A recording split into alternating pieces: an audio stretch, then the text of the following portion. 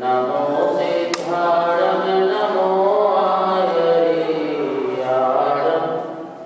नमो वज्रायाणं नमो लोहे सौवशागुणं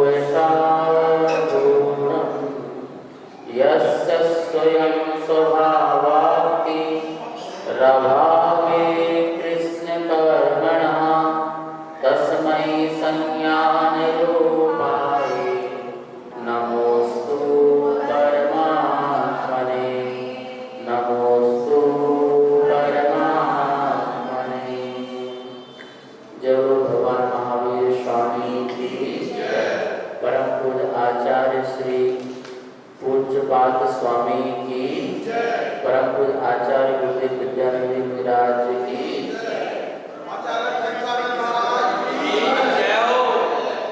इष्टोपदेश परमागम ग्रंथ है, आचार्य पूज्यपाद ग्रंथ है और 15 नंबर की कारिका हो गई थी, 16 नंबर की चलेगी। 15 नंबर में बताया था कि जो धन को चाहने वाले जो व्यक्ति हैं उनको अपना जीवन से ज़्यादा धन इष्ट लगता है। क्या लगता है? अपना जीवन से ज़्यादा क्या इष्ट लगता है? धन इष्ट लगता है। उदाहरण दिया था कि आयु का क्षय हो रहा है। आयु का क्या हो रहा है? क्षय हो रहा है। लेकिन किसी व्यक्ति ने किसी को ब्याज में पैसे दे दिए तो उसका क्या हो रहा है? ब्याज बढ़ रहा है। तो उससे क्या लगता है कि जितना ज़्यादा बीत जाए उतना ही अच्छा होगा, पर ये नहीं सोच रहा है कि एक एक पल की आयु भी क्या हो रही है? समाप्त हो रही है। तो उसे अपना जीवन उतना अच्छा नहीं लग रहा है जितना अच्छा धन को इकट्ठा करना। तो इसलिए कह रहे हैं कि उतना ही कमाओ जितना तुम्हारे काम का हो, ठीक है ना। और ऐसा मत कमाओ जिसमें पाप अधिक हो और पुण्य कुछ भी ना हो। तो उसी का यहाँ पे देंगे कि त्याग के लिए संग्रह उचित नहीं है। इसके लिए जिसका त्याग ही करना है उसका संग्रह करने की जरूरत ही क्या है। और कुछ लोग ऐसे कहते नहीं महाराज जी आशीर्वाद दो, बस आपका आशीर्वाद आया तो खूब त्याग करूँगा। क्या करूँगा? तो आप तो आशीर्वाद दे दो, इतना त्याग करो कि मैं भी मंदिर बनवाऊँ, मैं भी करवाऊँ, मैं भी वो करवाऊँ। तो यहाँ मना कर रहे हैं, ऐसे त्याग के लिए क्या कर रहे हैं? मना कर रहे हैं। जो है उसमें से करो, बाकी इस प्रकार की सोच मत रखो। त्यागाय श्रेयसे, बोलिए वित्तमवित्तः संचनोति यः स्वशरीरं सपङ्केन स्नास्यामिति विलम्बति। स्ना बोलो, स्नास्यामीति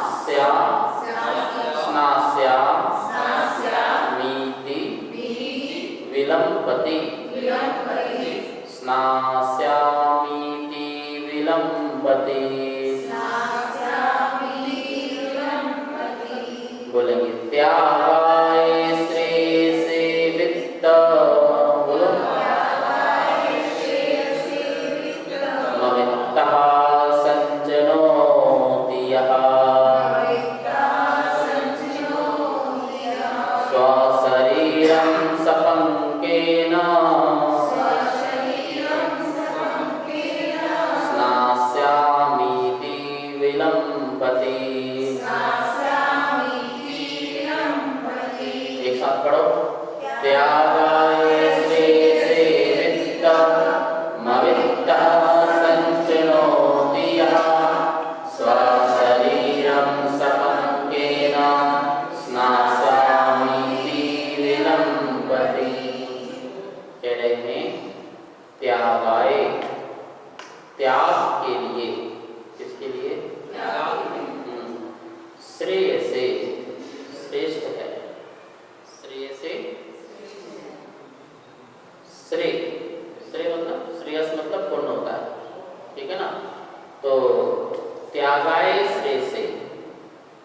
त्याग मतलब कि श्रेय से मैं त्याग करना चाहता हूँ जिससे मुझे पुण्य की प्राप्ति हो।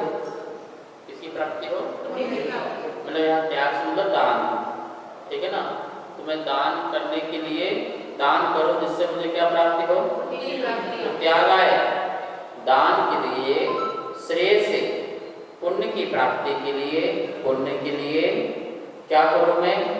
वित्तम अवित्तः, क्या निकलेगा उससे बोलो? वित्तम निकलेगा अवित्तः। अवित्त मतलब कौन? जो वित्त रहित है। वित्त, वित्त जानते हो? बोलो वीतरागी, वित्तरागी, वित्त, वित्त कौन सा मंत्री होता है?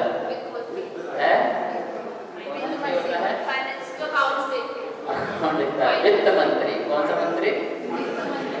तो वित्तरागी बनना है कि वीतरागी बनना है? हाँ, तो बोल रहे हैं वित्तम अवित्तः। अवित्तः कौन हो गया? जो वित्त से रहित है, मतलब निर्धन। निर्धन को क्या बोलेंगे? अवित्त। अवित्त मतलब धन। वित्त का मतलब क्या हो गया? धन। तो कह रहे हैं कि अवित्तः या, यह लिखा लास्ट में, यह मतलब जो अवित्ता है। कौन? जो अवित्ता है। अवित्ता मतलब जो निर्धन है। कैसा है? जो धन रहित है और वो क्या सोच रहा है? त्यागाय श्रेय से। क्या सोच रहा है? श्रेय से, पुण्य के लिए त्यागाय, मैं त्याग करना चाहता हूँ। किसके लिए? पुण्य के लिए मैं क्या करना चाहता हूँ।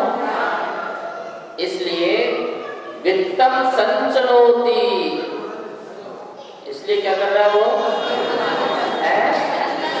वित्तम, वित्त को, धन को संचनोति, क्या करता है? संग्रह करता है। जो निर्धन व्यक्ति है, जिसके पास धन नहीं है, वो धन इकट्ठा करना चाहता है। क्या करना चाहता है? क्यों करना चाहता है? क्योंकि उसने क्या सोचा है कि धन को दान देने से मुझे पुण्य की प्राप्ति होगी, श्रेय से, श्रेयस की प्राप्ति होगी। किसकी प्राप्ति होगी? श्रेयस की, मतलब कि सांसारिक सुख की मुझे प्राप्ति होगी। तो श्रेयस को पाने के लिए वो धन को इकट्ठा करना चाहता है। क्यों? क्योंकि त्यागाय, वो त्याग करके वो पुण्य को कमाना चाहता है। दान रूपी पुण्य के लिए, क्या समझाएगा? दान रूपी पुण्य के लिए अवित्तः, यह अवित्तः, जो अवित्त है, निर्धन है, वो वित्तम संचनोति, क्या करना चाहता है? धन को। बोले त्याग के लिए तुम धन इकट्ठा मत करो, ये मना करा जा रहा है कि मैं पैसा कमाऊंगा फिर दान दूंगा, ऐसा मत करो। इसकी क्या आवश्यकता है? जो जबलपुर जैसे तीसनहारी की मड़ी है, तो उसके लिए भी यही कहानी है कि उसने चक्की चला के मंदिर बनाने के लिए, तो ये भी तो फिर वही चीज हो गई। नहीं, उसने तो अपने ही जो काम कर रहे थे उससे बचा करके, उसका काम क्या था? उसको आटा पीसने का काम था। तो उसने क्या किया? उससे जो धन बचा, जैसे 1 रुपये कमाया तो उसने 25 पैसे उसको रख लिए, दान देने के लिए रख लिए। जो व्यापार कर रहे थे उसी से ही बचा करके उसने वो बढ़िया बनाया। उसने इसके लिए, काम के लिए बढ़िया नहीं बनाया। नहीं, काम के लिए बढ़िया नहीं, मतलब काम तो ज्यादा मेहनत तो नहीं, ज्यादा मेहनत आप करो ना, मेहनत कोई दिक्कत नहीं, लेकिन आप जो है त्याग के लिए आप पाप करो तो मना किया है। इसके लिए अच्छा बताओ, त्याग क्यों करते हैं? पाप कम करने के लिए। दान क्यों करते हैं? पाप को कम करने के लिए। तो पहले तुम क्या करो? पाप करो, फिर बाद में क्या करो? ये तो गलत हो गया ना। तो नीचे एग्जाम्पल दिया है, उदाहरण दिया है, बहुत सुंदर उदाहरण दिया है। क्या दिया है? स्वशरीरम, क्या लिखा है? अपने शरीर को, ठीक है ना। सह, वह कौन? अविद्या, वही उससे क्या कर रहा है?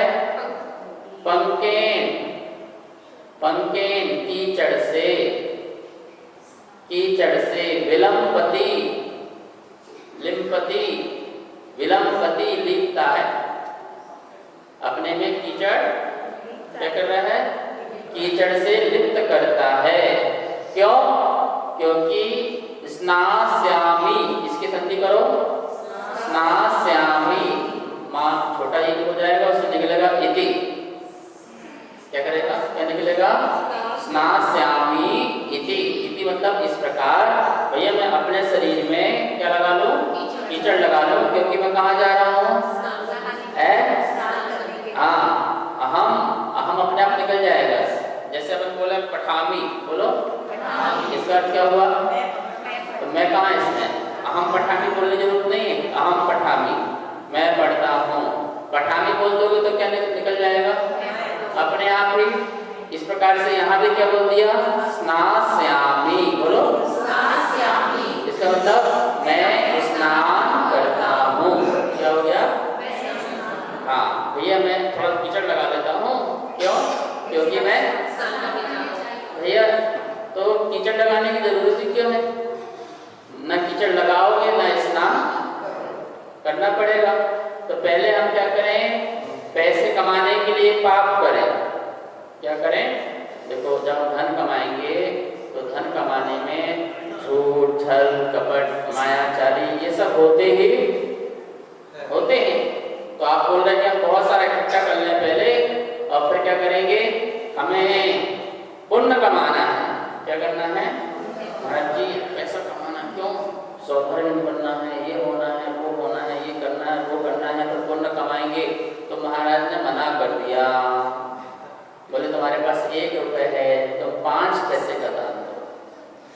तो मैं 1 करोड़ की मत सोचो कि मैं सौभाग्य बनूंगा तो मेरा कल्याण होगा, ऐसा बिल्कुल भी मत सोचो। बताओ सौभाग्य दान करने से बनते हैं कि त्याग करने से बनते हैं? क्या त्याग? घर का त्याग करने से सौभाग्य बनते हैं। महामुनिराज जो है कठोर तपस्याएं साधना होती है और वही जाके क्या बनते हैं आगे? तो बताओ तुम्हें कैसे बनना है सौदागर में? कमाने की जरूरत नहीं है। कितने लोगों को बनना सौदागर में? अच्छा चक्रवर्ती किसको बनना बताओ? मंगल से चक्रवर्ती किसको बनना है? तो ये बताओ कि चक्रवर्ती कौन बनता है? बोलो चक्रवर्ती का निदान कौन बांधता है? पक्का? तो उसमें कमाने की जरूरत ही नहीं है। कमाने की जरूरत नहीं रहेगी ना फिर कि मैं कमाऊंगा और कमा करके बहुत दान दूंगा और फिर मैं क्या बनूंगा? चक्रवर्ती। तो नहीं बनेगा ना वो। तो अच्छी बात क्या है फिर? मुनिराज बनो, निर्दोष चारित्र का पालन करो, कठिन तपस्या साधना करो और निदानवान नहीं हो तो क्या बन जाओगे? अर्ध चक्रवर्ती, चक्रवर्ती। तो बड़े बड़े पद भी है नहीं। हम तो उसके लिए कह रहे हैं ना कि चक्रवर्ती बनना चाहता है। हम किसी लिए कह रहे हैं? आप ये देखिए ना, बड़े बड़े पद भी मुनि अवस्था से ही प्राप्त हो रहे हैं। किससे हो रहे हैं? तो फिर तुम इतना पाप से पैसा कमा करके बड़े पद की चाय क्यों कर रहे हो? मिलेगा ही नहीं। तो मिलेगा कहाँ पर? संपूर्ण त्याग करने से मिलेगा। ठीक है ना? अब हम जो दान पुण्य करते हैं वो तो देखा जाए वर्तमान के हमारे जो पाप हैं उसको धोने के लिए हम दान पुण्य करते हैं। जो वर्तमान में हमारे जो भी दिन भर में पाप लगते हैं तो हम थोड़ा बहुत दान पुण्य करके क्या कर लें? अपना पाप धो लीजिए। लेकिन पाप धोने के लिए पाप कमाना अच्छी बात नहीं है। ठीक है ना? मतलब कि नहाने तो जा ही रहे हैं, पैर में थोड़ा कीचड़ और लगा लें तो ये अच्छी बात नहीं है। जितना लगा है उसी को मिटा लिया जाए उतना ही हमें संतुष्ट होना चाहिए। यहाँ पे बिल्कुल स्पष्ट कह दिया, जिन लोगों के मन में भावनाएं होती है ना, गुरुदेव बहुत मंगल आशीर्वाद दो, हम भी खूब कमाएं और खूब दान दें, खूब मंदिर बनवाएं, खूब यात्रा कराएं, खूब ये करें, बोले इतना सोचने की जरूरत बिल्कुल नहीं है। बिल्कुल भी तो सोचो नहीं कि धन से पुण्य कमाया जाता है, ये तो पहली बात अपने मन से निकाल दो। धन से पुण्य नहीं कमाया जाता है। क्या बोलो? धन से पुण्य कमाया जाता तो फिर तो बहुत सस्ता सौदा है ये। क्या है? बहुत ही सस्ता सौदा है। धन से स्वर्ग मिलना है तो बहुत सस्ता सौदा है कि बढ़िया पैसे कमाओ, अपनी गड्डी पकड़ाओ, भैया कौन सा पहला स्वर्ग, दूसरा स्वर्ग, तीसरा कौन सा चाहिए, हाँ बोली लगाओ, पहले स्वर्ग के इतने करोड़, दूसरे स्वर्ग इतने करोड़, तो जितने शराबी कबाड़ी अवाड़ी जितने होंगे सबकी सीट भर जाएगी। कहाँ भर जाएगी? है? नहीं नहीं, ऐसे नहीं होगा। तो धन से जो है पुण्य नहीं होता है, पुण्य तो तुम्हारे भावों से होता है। किससे होता है? भावों से होता है। एक निर्धन व्यक्ति भी जो है महापुण्य कमा सकता है, उसके पास धन नहीं है लेकिन महापुण्य कमा सकता है। कैसे कमा सकता है? त्रियंशों के पास धन नहीं है लेकिन त्याग की, दान की अनुमोदना करने मात्र से कहाँ पहुंच गए? बताओ, भोग भूमि में पहुंच गए और क्रम से कहां पर आ गए? मोक्षगामी जीव बन गए। क्या बन गए बताओ? आदिनाथ के कुल में भरत, चक्रवर्ती, बाहुबली और भी क्या बोलते कि 3 4 5 हुए हैं, वो उनकी पहले की पीछे की पर्याय उठाओगे तो त्रियंश पर्याय में थे और मुनिराज के दान की अनुमोदना वास्की। क्या की? बोलो। अनुमोदना का फल इतना मिल गया, बताइए। यदि आपके पास नहीं है तो आप अनुमोदना नाम का धर्म कर सकते हैं कि नहीं कर सकते? बताइए। मतलब कोई सौधर्म इंद्र बना है तो उसके सौधर्म इंद्र की अनुमोदना कर दी जाए। कोई तीर्थ यात्रा जा रहा है और आपके पास जाने में सक्षमता नहीं है तो उसके तीर्थ यात्रा की अनुमोदना कर दी जाए। आप आर्का व्रत मुनि नहीं बन पा रहे हैं तो जो बने हैं तो उनके त्याग तपस्या की अनुमोदना कर दी जाए तो क्या होगा? उस अनुमोदना से तो महावीर स्वामी तो फ्री सेल लगा के बैठे हुए कौन सी सेल?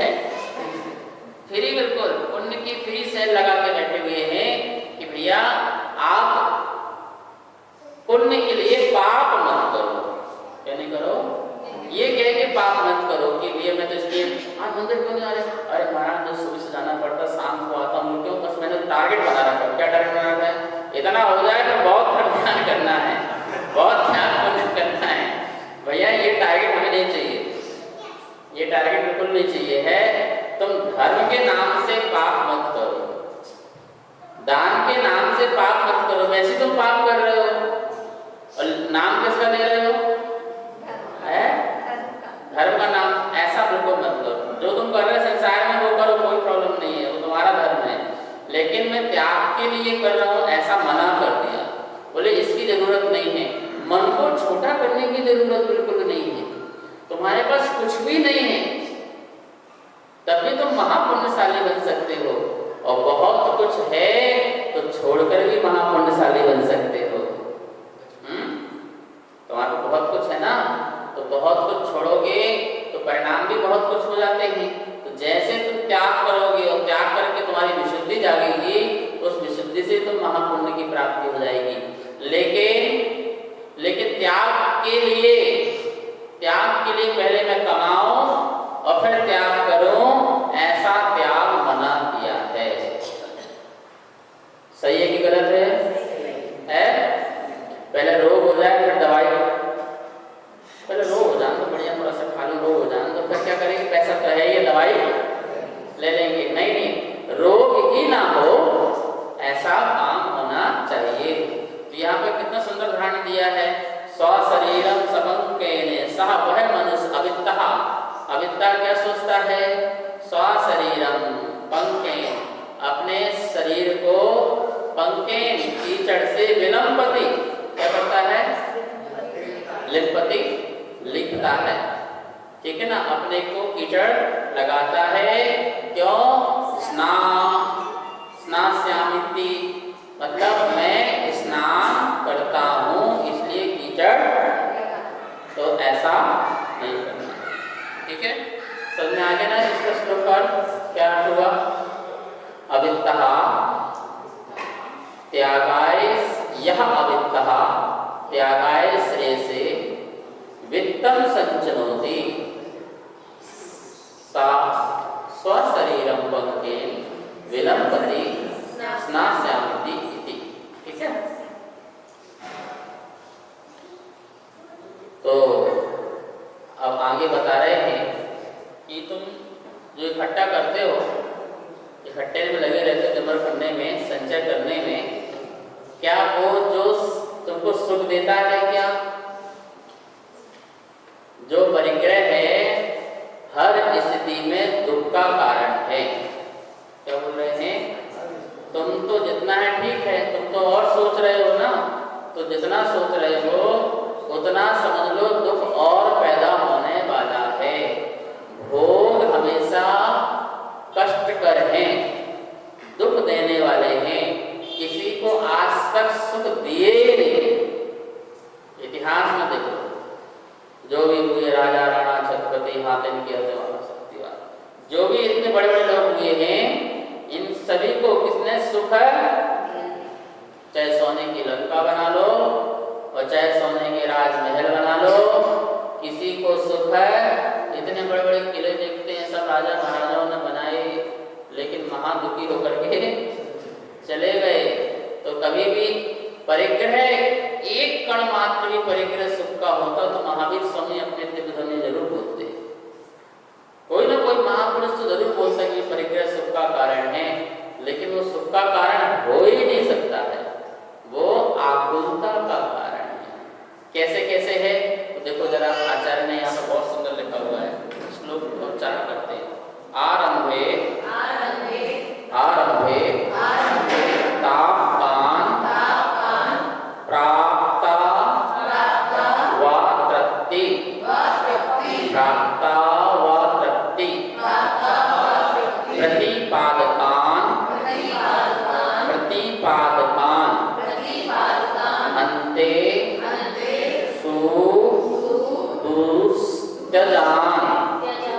दुस्तजान बोलो त्यजान कामान कामम कह सेवते सुधी आरंभे तापकान प्राप्ता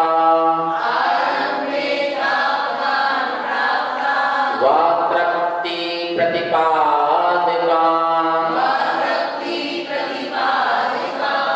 अन्ते सुदस्तजान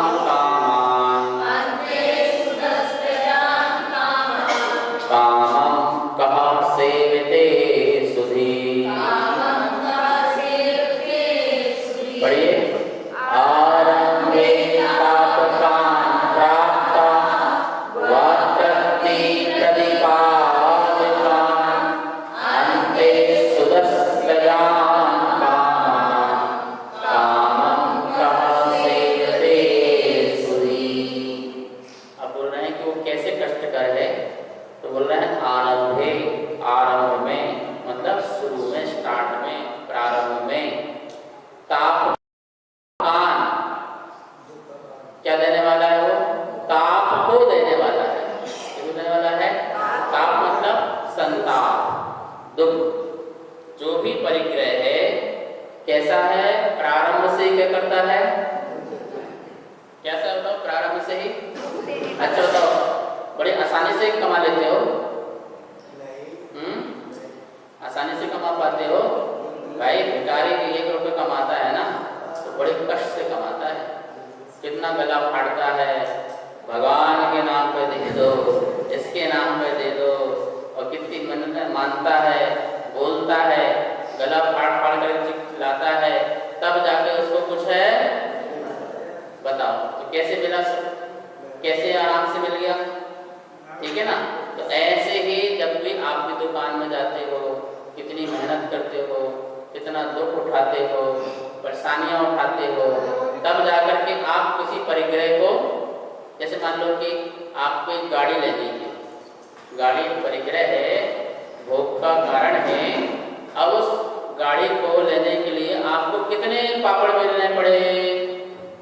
एक ही काम बेलते तुम लोग, जेंट्स तो बेलते नहीं है, तुम लोग मतलब कितने दुख उठाने पड़े है उसको कमाने के लिए। कष्ट करते जाओ, रखते जाओ, रखते जाओ। और आजकल तो टेंशन ऑफ फ्री मिलता है, लोन में गाड़ी लेते हैं ना, तो क्या होता है मन में गाड़ी भी चला रहा है पर अंदर किसकी टेंशन है? इंस्टॉलमेंट की चिंता है, अभी आ जाएगी महीना, फिर देना है, फिर देना है, फिर देना है। दिल्ली वालों को मकान की भी टेंशन, वो उसका देना है, गाड़ी का भी देना है, उसका भी देना है, इसका भी देना है, देना ही देना है, देना। तो क्या है, आरंभ में ही, प्रारंभ में ही दुख प्रारंभ हो जाता है। परिग्रह भी आया नहीं, अभी संचय हुआ नहीं, लेकिन जब अपन ने सोचा और सोचने का सोचा और अपन आगे कदम बढ़ाया, तो प्रारंभ में सबसे पहले क्या हुआ? तापमान। क्या हुआ? मतलब संताप देने वाला, दुख देने वाला। फिर क्या लिखा है? संधि करो, प्राप्तौ, संधि निकलेगी, क्या होगी? आपका औ हो जाएगा, औ का आप होता है ना संस्कृत में, तो प्राप्तौ फिर निकलेगा अतृप्ति। क्या लिखा है? प्राप्तौ अतृप्ति। और प्राप्त हो जाने पर क्या हो जाता है? दूसरा दुख कौन सा है बोलो? अतृप्ति। चलो भैया मिल गया, नरेश जी मिल गया, तो अब तो खुश हो जाना चाहिए ना? बोले नहीं, मिल जाने के बाद क्या है? अतृप्ति है, उसमें उसकी तृप्ति नहीं कि मिल गया तो तृप्ति हो गई हो, नहीं, बिल्कुल नहीं है। कैसा दूसरा दुख कौन सा बोलो? एक तो मिलने के पहले ताप, संताप, दुख है, कष्ट, पीड़ा, आकुलता, और मिल जाने के बाद प्राप्त अतृप्ति। प्राप्त हो जाने पर क्या रह गई? अतृप्ति मतलब तृष्णा। तृष्णा शांत नहीं हुई, तृष्णा शांत नहीं हुई। बड़ी तमन्ना थी, क्या तमन्ना थी? भैया रहना है तो बाहुबली एनक्लेव में रहना है। कहाँ रहना है? चलो भैया, आपने 1 साल, 2 साल, 5 साल, 10 साल बहुत मेहनत की, और क्या ले लिया आपने? बाहुबली में अपना मकान ले लिया। बोलो बाहुबली रहने वालों, तृप्त हो? तृप्ति नहीं है, मिल तो गया, वो वाला मिलता तो अच्छा होता। ये छोटा है, ये बड़ा है, यहाँ धूप नहीं आ रही, यहाँ पानी नहीं आ रहा, यहाँ ये नहीं हो रहा, यहाँ तो गाड़ी खड़ी करने की दिक्कत है, चोरियाँ भी हो जाती हैं, कुत्ते बहुत भौंकते हैं, कहाँ पर आ गए और जाते तो बहुत बढ़िया रहता। बोलो तो क्या है? तृप्ति है? नहीं है। प्राप्त अतृप्ति। प्राप्त हो जाने के बाद में क्या है? अतृप्ति। इसका मतलब तृप्ति कहीं होगी ही नहीं।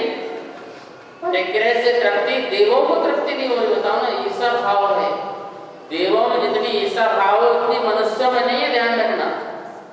इसलिए बोले कि देवों में सब कुछ प्राप्त होने के बाद भी वो सुखी नहीं है, एक दूसरे की समृद्धि को, रिद्धियों को देख करके बहुत दुखी है। उनको मानसिक दुख बहुत है, और जीवन में तन का दुख उतना बड़ा नहीं है जितना दुख किसका है? मानसिक दुख सबसे बड़ा दुख कहलाता है। इसलिए कहा गया कि देवलोक महादुखी हैं। मिथ्या दृष्टि, देवलोक कैसे हैं? महादुखी हैं। ठीक है, तो प्राप्त अतृप्ति कैसी है? प्राप्त हो जाने पर क्या है? बोलो, तृष्णा है। और प्रतिपादकान, क्या कह रहे हैं? हाँ, प्रतिपाद का मतलब क्या हुआ? अतृप्ति को प्रतिपाद, बढ़ाने वाला है। प्रतिपाद मतलब क्या है? बढ़ाने वाला है। किसको बढ़ाने वाला है? अतृप्ति को प्रतिपादकान, अतृप्ति को बढ़ाने वाला है। प्राप्त हो जाने पर आतृप्ति को प्रतिपादकान बढ़ाने वाला है। चलो ये तो बात हो गई, अब तो एंड हो जाना चाहिए ना। बोले नहीं, अंते क्या लिखा है? अंते, अंत में सु दुस त्यजान, बड़ी सुदुस, बड़ी कठिनाई से त्यजान छूटने योग्य है। कैसे है देखो, और आगे तो सुनो भैया मंगल रंजन जी क्या बोल रहे हैं? अंते, अंत में ले तो लिया, तृप्ति तो हुई नहीं, अब क्या चीज तृप्ति नहीं, छोड़ दो ना, छोड़ दो, तृप्ति नहीं हो रही तो खत्म करो, हमें नहीं रहना इसमें। नहीं नहीं नहीं, सुदुस त्यजान कैसा है? बड़ी कठिनाई से छोड़ने के योग्य है, मतलब बड़ी कठिनाई से छूटने वाला है। मरते मरते भी छूटा नहीं। देखो कितना दुख दे रहा, बताओ है? मरते मरते भी क्या हो रहा है? अरे कालू कहाँ है? अरे भैया पिताजी आपका दायां पैर मरणासन में पूछ रहा हो, मरते समय वो एक पैर दबा रहा है, अच्छा प्यारे लाल कहाँ है? वो दूसरा पैर दबा रहा है, तीसरा कहाँ है? हाथ दबा रहा, चौथा कहाँ है? सिर दबा रहा, चारों ही बैठे तो दुकान में कौन है? मरते समय किसी उसे महावीर की नहीं, दुकान की बात याद आ रही है, मकान की बात आ रही है, दुनियादारी की बात आ रही है। सुदुस त्यजान क्या है? बड़ी कठिनाई से छोड़ने योग्य है। ये परिग्रह ऐसा कितना कष्टकर है, आरंभ से दुख देता है, मिल जाने पर आतृप्ति का दुख देता है, और फिर अंत में छूट नहीं पाता है, छोड़ नहीं पाता है उसका है सुदुस। सुदुस मतलब कठिनाई, सुदुस एक शब्द है, सुदुस मतलब कठिनाई, त्यजान एक शब्द है, छोड़ने योग्य, बड़ी कठिनाई से छोड़ने योग्य। कामान, कामान काम मतलब विषय भोगों को, ऐसे विषय भोगों को कहा कौन सेवते सेवन करता है? सुधी बुद्धिमान। ठीक है ना? क्या बोल रहे हैं? कामान ऐसे काम को, ऐसे विषय भोगों को, कामम काम से या रुचि से, कहा कौन? सुधी, सुधी जानते हो? सुधी मतलब धी मतलब होता है बुद्धि, और सुधी मतलब क्या हो गया? सुधी, सुधी अच्छा विद्वान व्यक्ति, जो विद्वान है, सुधी जन है। कहाँ सेवते, कौन सेवन करेगा? ऐसा जान करके ऐसे काम विषय भोगों को कौन सेवन करेगा? सुनो भैया क्या बोल दिया? सुधी, इसका मतलब सुधी जन नहीं भोगते हैं। कौन भोगते हैं? कौन भोगते हैं? इसमें स्पष्ट हो गया ना कि कहा सुधी सेवते, ऐसा कौन सुधी होगा, ऐसा कौन विद्वान होगा जिसने ये सब जान लिया, और जानने के बाद कहा सेवते, कौन सेवन करेगा इसका? कामम रुचि से, उसको रुचि से, अच्छी लगन से, कामान कामों को, भोगों को, विषयों को, परिग्रहों को कौन सेवन करेगा? कौन रचेगा बचेगा? बोले ऐसा कोई बुद्धिमान तो, जो विद्वान होगा, बुद्धिमान होगा, वो तो इसको सेवन नहीं करेगा। समझ जाएगा कि अरे ये तो मामला बिगड़ गया, ये तो उसको ऐसे कीचड़ में कौन पड़ेगा? कौन पड़ेगा कीचड़ में भाई? जिसमें जाते ही कीचड़ लगना है तो छुटाना बड़ा दिक्कत है, तो मुश्किल वाली बात है। तो हमें तो ना कमाना है, ना अतृप्त होना है, और ना ही छोड़ने का दुख खाना है। तो क्या है कि जैसे कि बाल ब्रह्मचारी जो साधु लोग होते हैं, और एक होते हैं गृहस्थ वाले साधक होते हैं। क्या होते हैं? जिन्होंने गृहस्थ जीवन जिया और बाद में क्या हो गए? दीक्षित हो गए। और एक दीक्षित हुए जो बोलते कि वे 15-20 साल में घर से निकल गए और बाद में दीक्षा हो गई, बाल ब्रह्मचारी रहे। तो उन दोनों की साधना में बहुत अंतर होता है। जिसने खूब कमाया है, खूब भोगा है, खूब देखा है, कैसी मेहनत पसीना बहाया है और इकट्ठा किया है, छोड़ा है, तो उनके परिणामों में और जो बाल ब्रह्मचारी है उनके परिणामों में बहुत अंतर होता है। ठीक है ना? जैसे कि आप आए और आपने बोले महाराज हम जापान गए थे, बढ़िया आपके लिए पेन लेके आए हैं, उसको आप यूज करना और आपने यहाँ पर रख दिया, ले लिया। ठीक है ना? और कोई व्यक्ति आया, बच्चा आया, बोले महाराज जी मेरा पेपर है, मुझे आशीर्वाद दो, महाराज ने उठा करके उसको अभी तो आया था और अभी उठा करके उसको दे दिया। तो कोई दिक्कत नहीं है, जैसा आया तो चला गया, कोई परिणाम नहीं। जापान से आया, कितना महंगा आया, ऐसा कोई परिणाम ही नहीं। ठीक है? आया था। और जो वो महाराज जी आए हुए हैं कहाँ से हैं? संसार को भोग करके, वो हमको चलता कमाते तो क्या हो गया? मैंने कहा हो गया बोला, बोले पता है कितनी मेहनत से कमाया जाता है, वो कितनी मेहनत से लेके आया था, कितना महंगा था, उठा के दे दिया तुमने। तो मैंने गणित तुम लगाते रहो, हमें नहीं पता गणित किसका क्या है। ठीक है ना? तो वो उस प्रकार से सोचने लगते, उनकी बुद्धि संस्कार में वही रहती है कि कैसे मेहनत से कमाया जाता है, कैसी मेहनत से लाया जाता है, तो परिणाम में उनका वही रहता है।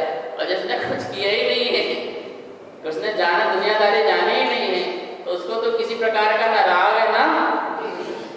तो इस प्रकार से परिणाम कह रहे हैं यहाँ पर कि भैया जो सुधीजन होगा, जो बुद्धिमान होगा, वो ऐसे भोगों को क्यों सेवन करना चाहेगा? ठीक है ना? तो वे लोग बड़े सौभाग्यशाली होते हैं जो प्रारंभ में ही जाग जाते हैं। क्या होते हैं?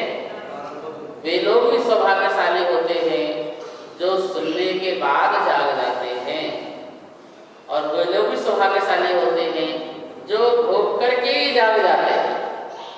लेकिन वो दुर्भाग्यशाली होते हैं जो तीनों में से कोई भी पाठ को अदा नहीं करते हैं। वो दुर्भाग्यशाली हैं कि जिन्होंने, एक तो वो है जिन्होंने देखा भी नहीं, सुना नहीं और अपना त्याग हो गया। ठीक है ना? तो बोलो, सुन करके जागना, देख करके जागना, भोग करके जागना, तीनों ठीक है। लेकिन सर्वश्रेष्ठ कौन है? सुनकर, इसने सुना, जन्माणी को सुना, गुरुओं से सुना, संसार की असारता को जाना, और उसको देखने की जरूरत नहीं है। नहीं बेटा तो कैसे बात कर रहा है, कुछ तो देख ले, समझ ले, संसार देख ले, फिर बताएंगे तुझे क्या होता है। नहीं, हम देखना क्या है, हमें गुरु बता रहे हैं, हमें समझ में आ गई यथार्थ बात, हमने सुना, और तो सुनकर के जाग जाने वाला सबसे बड़ा सौभाग्यशाली है। चलो सुनकर भी नहीं जागा तो अब क्या कर लो भाई? नहीं, स्वयं नहीं भोग रहा है पर लोगों को देख रहा है। क्या कर रहा है? ये देखना भी खतरनाक है। देखते देखते सुनता, ये तो बहुत अच्छी बात है, अपने से लग जाओ। तो कुछ लोग देख करके, क्या देख करके, क्या देखा? मम्मी पापा की खूब लड़ाई होती, हमें नहीं पढ़ना तो पढ़ना पड़ेगा। क्या होता है? जब देखो किच होती रहती है, भैया इस झंझट में हमको फंसना नहीं है। तो संसार की हालत को, दशा को देख करके कुछ लोग ऐसे जाग जाते हैं, और कुछ लोग ऐसे होते हैं देखने के बाद भी जागते। पता चल रहा है भाई, देखो कितनी मेहनत होती है, पता चल रहा है कितने दुखी हैं लोग, परिवार में, समाज में कितने दुखी लोग हैं, लेकिन फिर भी वो जागते नहीं हैं, फिर भी वो भोगना चाहते हैं, फिर भी उसका उपयोग करना चाहते हैं, वो रचना बचना चाहते हैं। तो चलो रच पच गए, तो रच पचने के बाद भी तो जाग जा भाई। तो ये क्या कह दिया अंत में? सुदुस्त्याजान। क्या कह दी? अंते सुदुस्त्याजान। कैसा हो गया वो? अंत में भी वो छोड़ा नहीं जा रहा है। ऐसा कष्टकर परिग्रह भोग आदि हुआ करते हैं। तो आचार्यों ने कहा कि इस प्रकार की हर स्थिति में भोग जो है कष्ट करके